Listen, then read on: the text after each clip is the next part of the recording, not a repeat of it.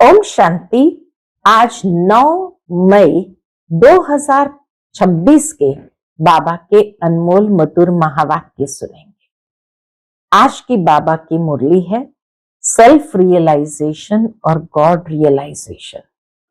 बाबा कहते हैं, यहां तुम बच्चे आत्मा को यथार्थ रूप से जानते हो, अर्थात आत्मा का रियलाइजेशन किया है कि आत्मा क्या है। आत्मा चमकता हुआ दिव्य सितारा है, भ्रुकुटी की मध्य में निवास करते हैं। ये बात अच्छी रीति समझी है तब तुम गॉड रियलाइज भी कर सकते हो, अर्थात परमात्मा को भी यथार्थ रीति समझ सकते हो। जब तक आत्मा को नहीं समझा है तब तक परमात्मा को नहीं समझ सकते हैं। मनुष्य ईश्वर को नहीं समझ सकते हैं। क्यों? क्योंकि देह अभिमानवश है। सेल्फ रियलाइजेशन के लिए देही अभिमानी होने का अभ्यास करना है। इसीलिए बाबा कहे, अगर तुम्हें कोई पूछे कि तुमने आत्मा का साक्षात्कार किया है तो बोलो, हाँ हमने अच्छी तरह से किया है, क्योंकि हमने ये जाना है आत्मा क्या है, आत्मा का वास्तविक स्वरूप क्या है, अंतर चक्षु से उसको देखते हैं। तो सेल्फ रियलाइजेशन ही आत्म साक्षात्कार करने जैसा है। और इसी तरह परमात्मा को भी यथार्थ समझते हैं, अंतर चक्षु से उनका दिव्य स्वरूप को भी अनुभव किया है। तो गॉड रियलाइजेशन, सेल्फ रियलाइजेशन बच्चों ने किया है। तो सुनते हैं आज के बाबा के अनमोल मधुर महावाक्य। ओम शांति। मीठे बच्चे, तुम यहां आए हो सेल्फ रियलाइज करने। तुम अपने को आत्मा समझ परमात्मा बाप से सुनो, देही अभिमानी रहने का अभ्यास करो। आज की मुरली से प्रश्न है, कई बार बच्चों से कोई कोई पूछते हैं कि तुमने आत्मा का साक्षात्कार किया है, तो तुम उन्हें कौन सा उत्तर दो? उत्तर है, बोलो हाँ हमने आत्मा का साक्षात्कार किया है।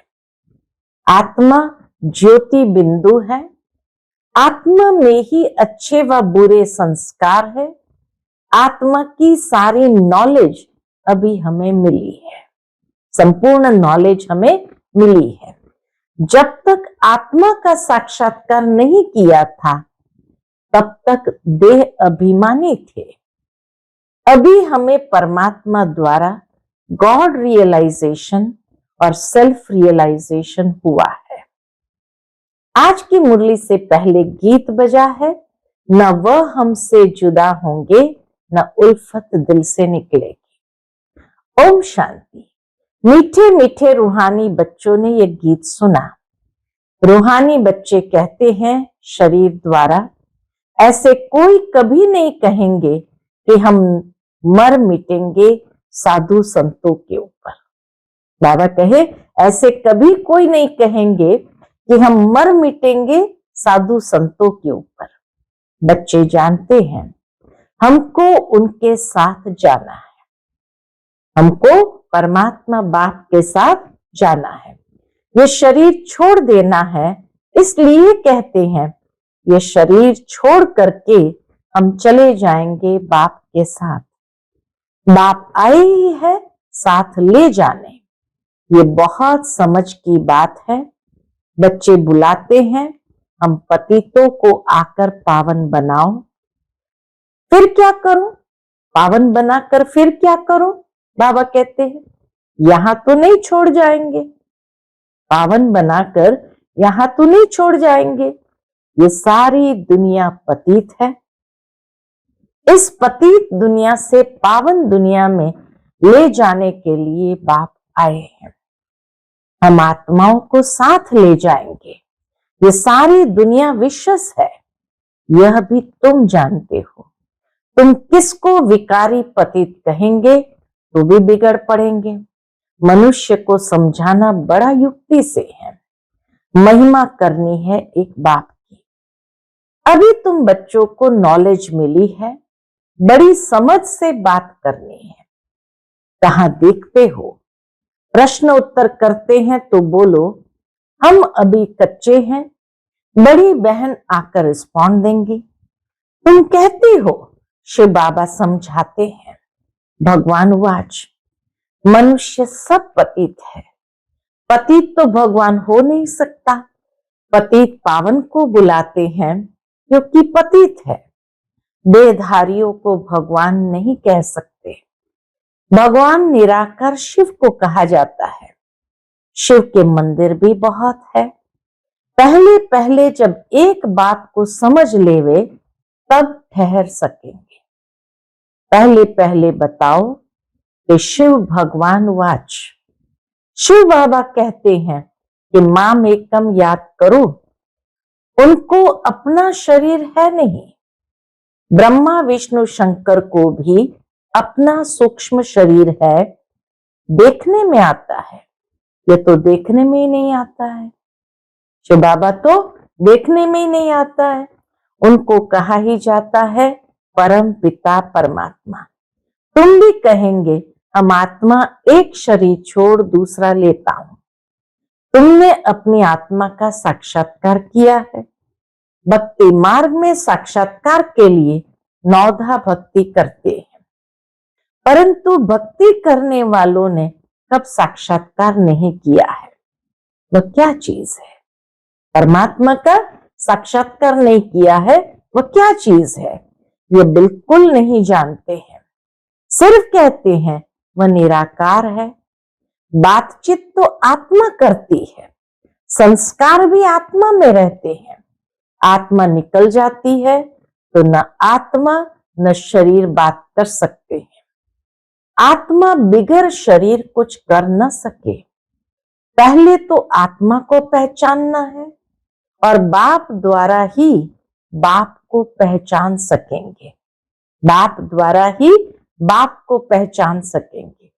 आत्मा को परमपिता परमात्मा का साक्षात्कार कैसे हो सकता है जबकि अपने को ही नहीं जान देख सकते? जब आत्मा को ही न जान न देख सकते तो परमात्मा का साक्षात्कार कैसे हो सकता है? बल कहते हैं चमकता है अजब सितारा, परंतु ये किसको भी पता नहीं है कि आत्मा में 84 जन्मों का पाठ नूंदा हुआ है।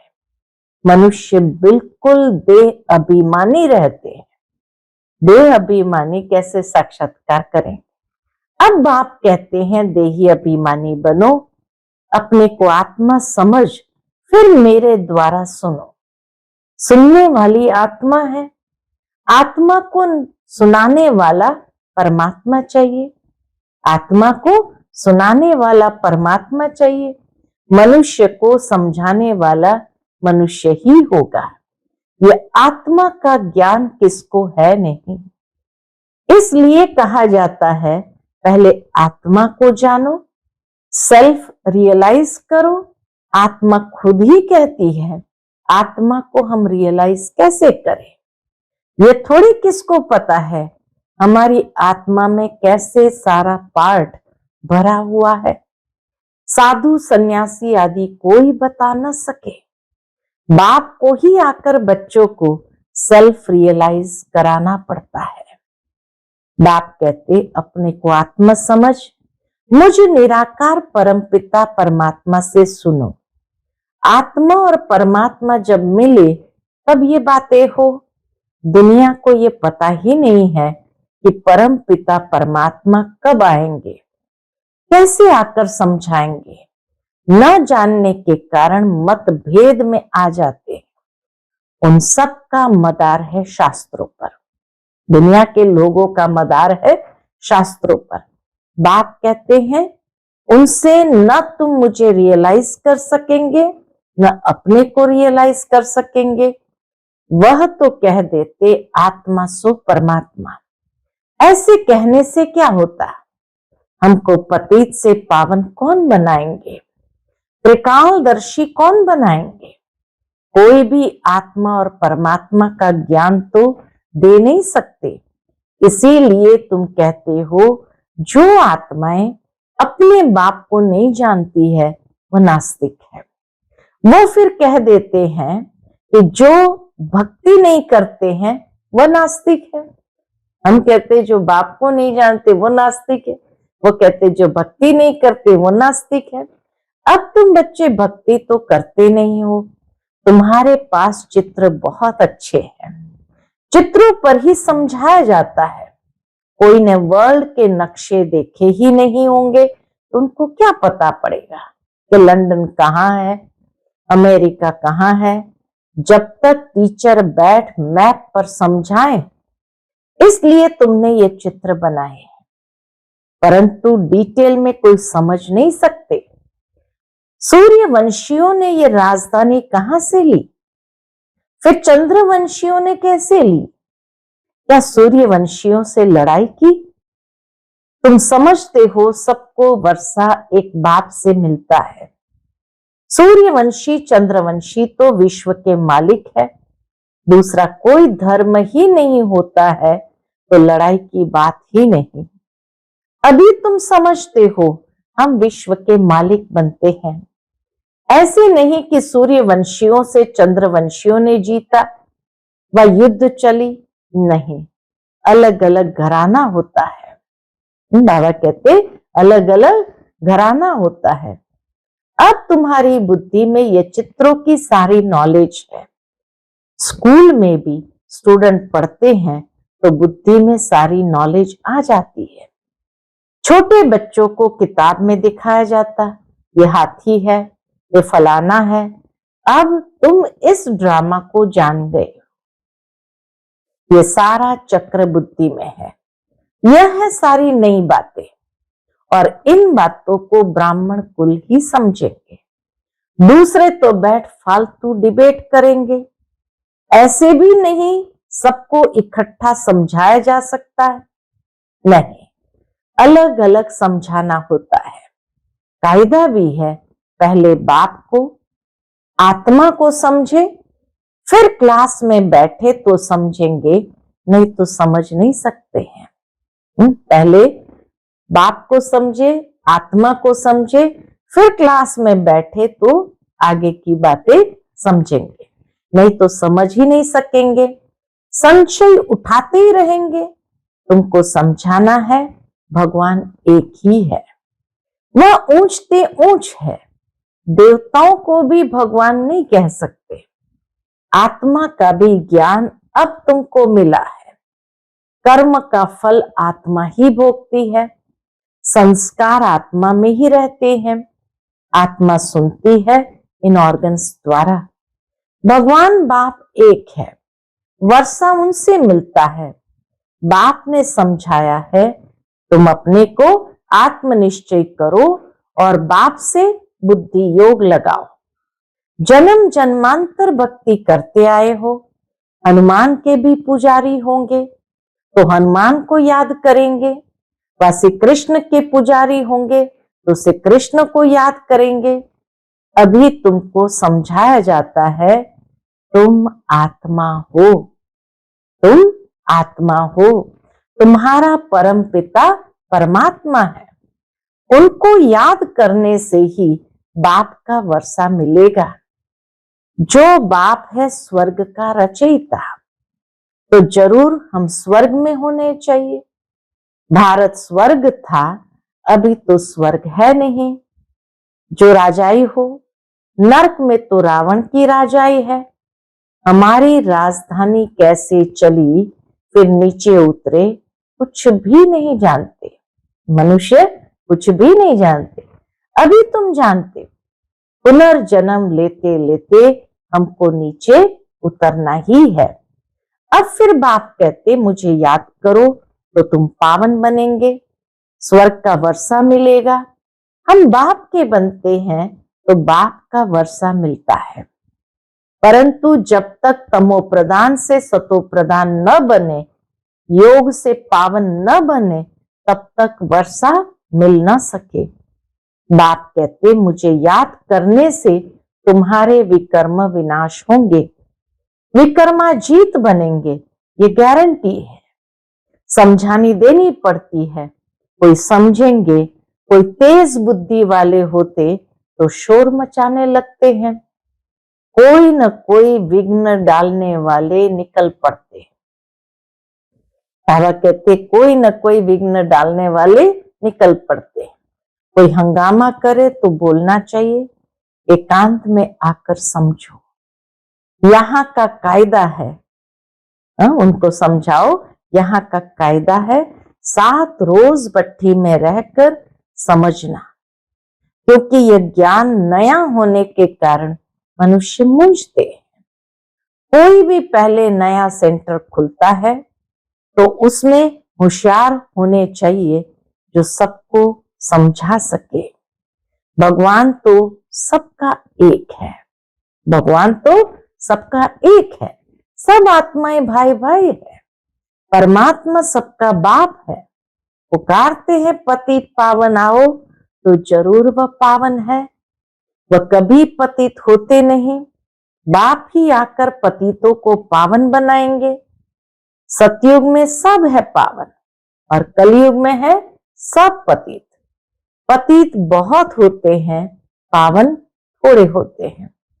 सतयुग में सब तो नहीं जाएंगे, जो पतित से पावन बनते हैं वही पावन दुनिया में जाते हैं, बाकी सब निर्वाण दुनिया में चले जाएंगे।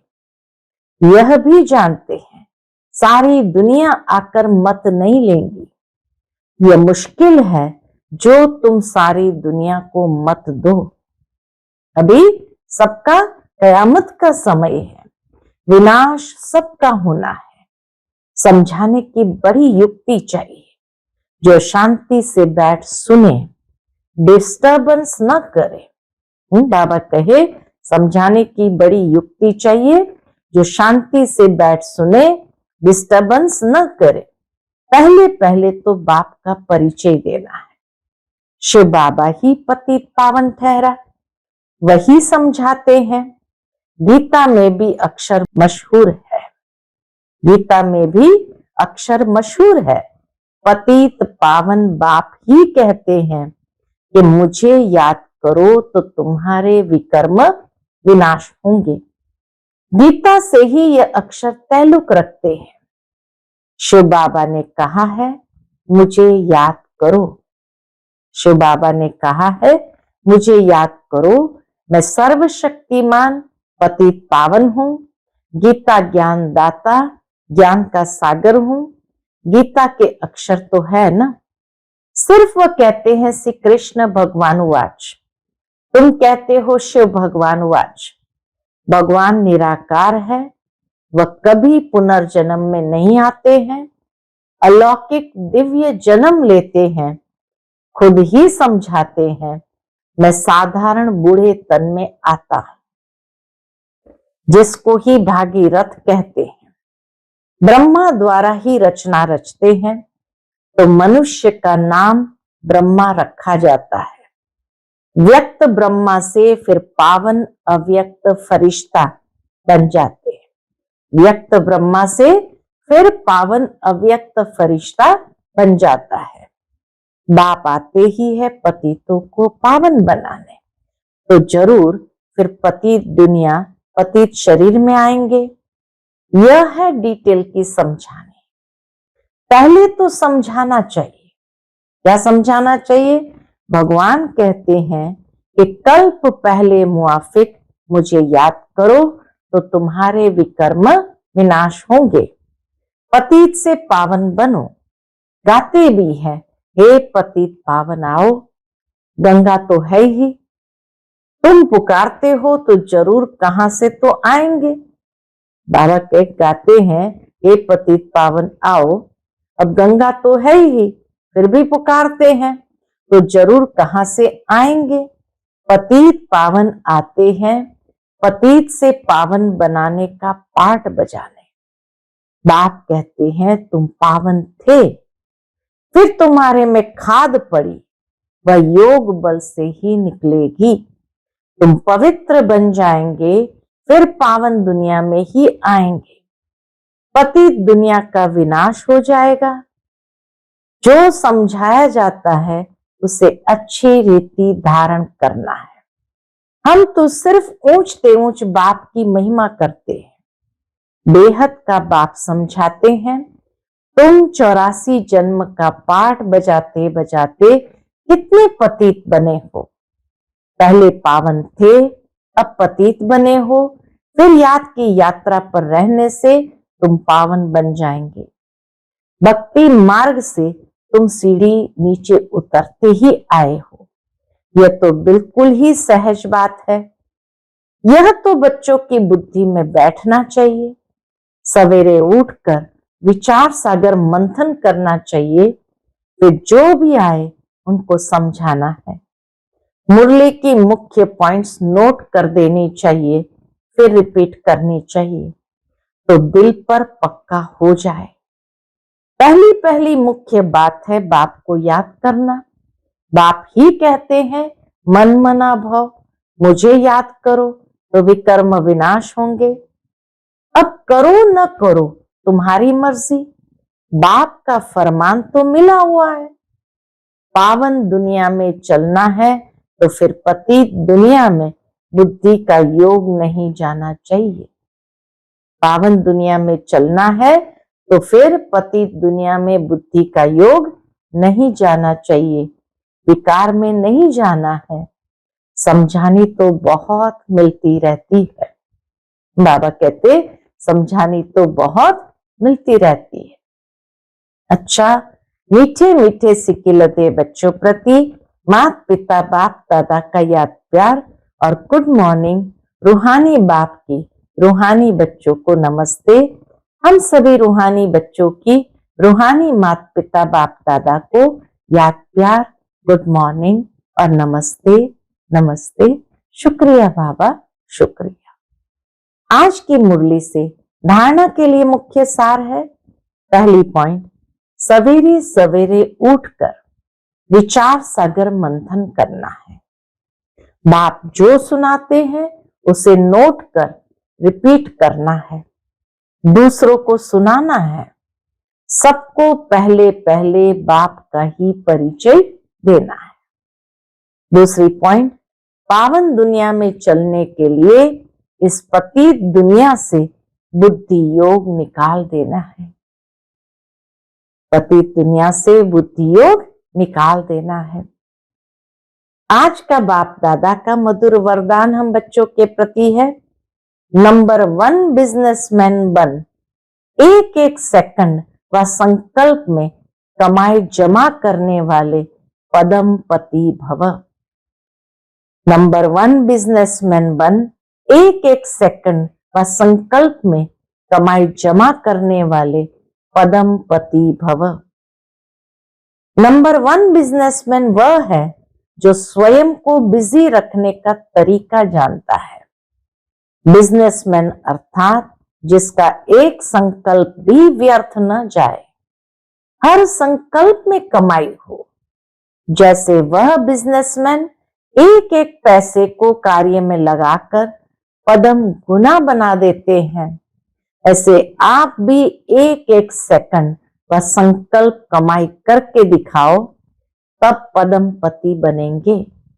इससे बुद्धि का भटकना बंद हो जाएगा और व्यर्थ संकल्पों की कंप्लेन भी समाप्त हो जाएगी। आज का स्लोगन है, जो मांगता है वो खुशी के खजाने से संपन्न नहीं हो सकता। जो मांगता है वह खुशी के खजाने से संपन्न नहीं हो सकता। आज का अव्यक्त इशारा है, सदा अचल अडोल एक रस स्थिति का अनुभव करो। उसके अंतर्गत बाबा कहते हैं, सदा मास्टर सर्वशक्तिवान की सीट पर सेट रहने वाले ही अचल अडोल रहते हैं। बाप दादा कहते हैं, बच्चे शरीर भी चला जाए लेकिन आपकी खुशी नहीं जाए।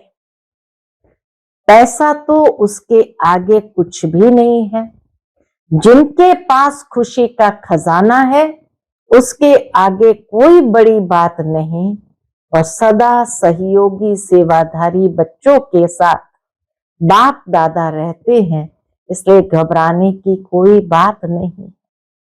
जिनके पास खुशी का खजाना है उनके आगे कोई बड़ी बात नहीं है, और सदा सहयोगी सेवाधारी बच्चों के साथ बाप दादा रहते हैं, इसलिए घबराने की कोई बात नहीं है। अच्छा, ओम शांति।